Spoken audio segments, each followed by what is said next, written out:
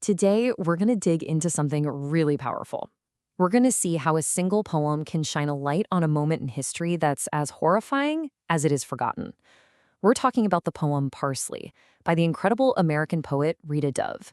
So let's just start with the question that sits at the very heart of this story.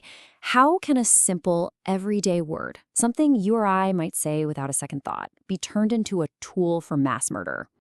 This is the word. Just take a second and look at it. Perejil. And that's all it means. It's the Spanish word for parsley, an ordinary herb. But in 1937, on the island of Hispaniola, this very mundane word became a death sentence.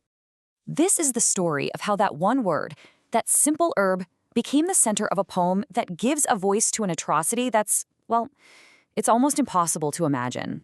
So who wrote this poem? We're talking about Rita Dove, who is truly one of America's most celebrated poets. She's a former poet laureate, a Pulitzer Prize winner. She is known for diving deep into history and bringing this incredible compassion and lyrical power to events we might have otherwise just completely overlooked. And this is absolutely crucial to understand. Parsley is not a work of fiction. Not at all. It's a profound meditation on a real, horrific historical event, the Parsley Massacre, or in Spanish, La Masacre del Perejil. So what actually happened? Well, back in October of 1937, the Dominican dictator, a man named Rafael Trujillo, gave a truly monstrous order: kill all the Haitians living on the Dominican side of the border. And the method his soldiers used? It was a simple but brutally effective linguistic test. The test was just this one word, perejil. You see, for native Spanish speakers, that rolling R sound has a very distinct trill. But for Haitians who spoke French Creole, that sound was incredibly difficult, sometimes impossible to get exactly right. And just like that, how you pronounced a word determined if you lived or died. In just a few days, it's estimated that up to 20,000 people were slaughtered, men, women, children, all murdered because of how they pronounced a single word. Now, what Rita Dove does in her poem is just brilliant. She splits it into two parts. The first one, the cane fields, drops us right into the middle of the terror from the perspective of the victims. In these lines, Dove just perfectly captures that feeling of constant dread. The world around them, the very cane fields where they work, feels like it's haunting them. And then she gives us the fatal fact with this chilling simplicity: we cannot speak in R. The imagery she uses here is, wow, it's just overwhelming. You've got the swamp, this feeling of being gnawed at, and this recurring image of a parrot whose feathers are parsley green that's imitating spring. It's like nature itself has become twisted into this cruel joke, a parody, in a world where life is suddenly so cheap. And this right here is the climax of that first section. The fear that was so vague is now given a name. El General, the dictator, has found his word, perejil. And the rule couldn't be simpler or more brutal. Who says it lives.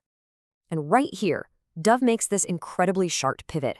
We go from the collective terror out in the cane fields, and she throws us right into the mind of the man who ordered it all. We move from the victims to the perpetrator. So now, let's go into the second part of the poem, which is called The Palace. What Dove does here is just an incredible poetic feat. She actually tries to get inside the why from the perspective of the tyrant himself, General Trujillo. You see, Dove presents the general's reasoning not as some big political plan, but as this kind of disjointed, rambling stream of consciousness. He's thinking about his dead mother, about how he's hated sweets ever since she died, about a soldier dying in battle. And all these mundane personal thoughts just sort of curdle together until he fixates on that rolling R sound, the sound his mother could pronounce so perfectly. And from that, he makes his monstrous decision. This line, it is just breathtaking in its horror, because it shows you the casual, almost bored cruelty that comes with absolute power. Murder isn't a political necessity for him, it's just a way to pass the time. And this is the poem's deepest, most terrifying insight. This massacre doesn't come from some complex political ideology. No, it comes from something far more intimate and way more scary.